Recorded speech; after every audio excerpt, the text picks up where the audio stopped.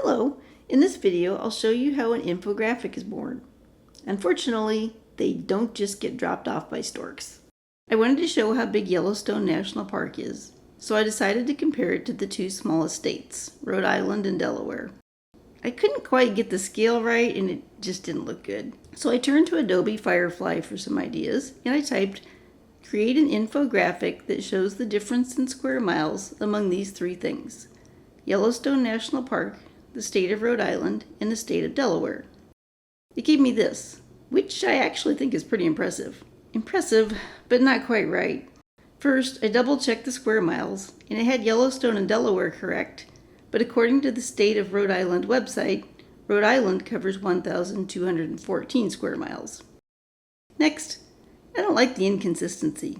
Yellowstone and Rhode Island have a red-orange bar with a fact, but Delaware does not. And it had an overwhelming number of facts and graphics.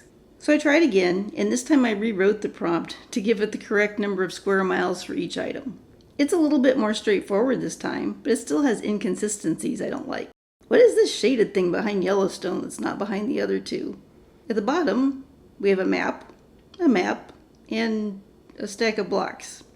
I tried yet again. This is a much cleaner look. I could use this one.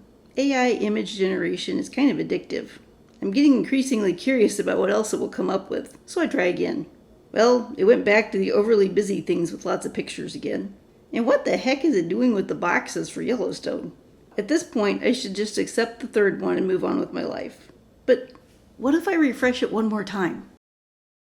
This time I really like the concept. But there's still too many things on the screen, and it can't count.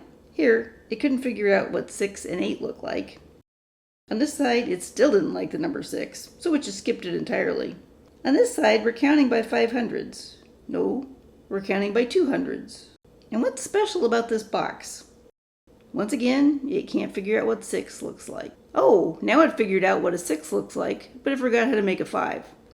Complaints and inaccuracies aside, this concept works, so I'll go into Photoshop and clean it up.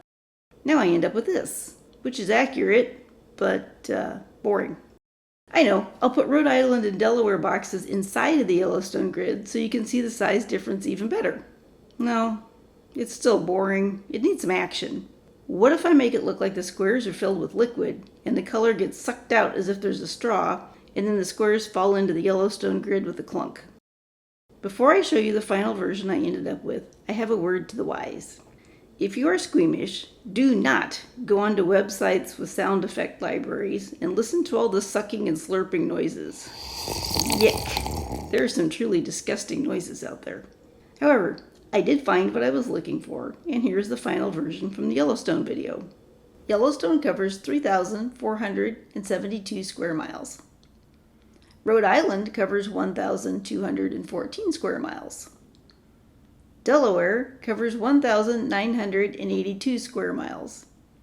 Let's see if both states together can eclipse Yellowstone.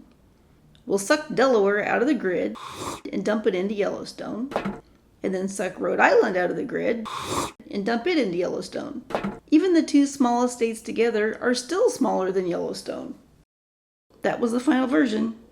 In the end, while the images I was getting from the AI image generator were on the flaky side, it was an excellent partner for sparking my creativity. Thanks for watching.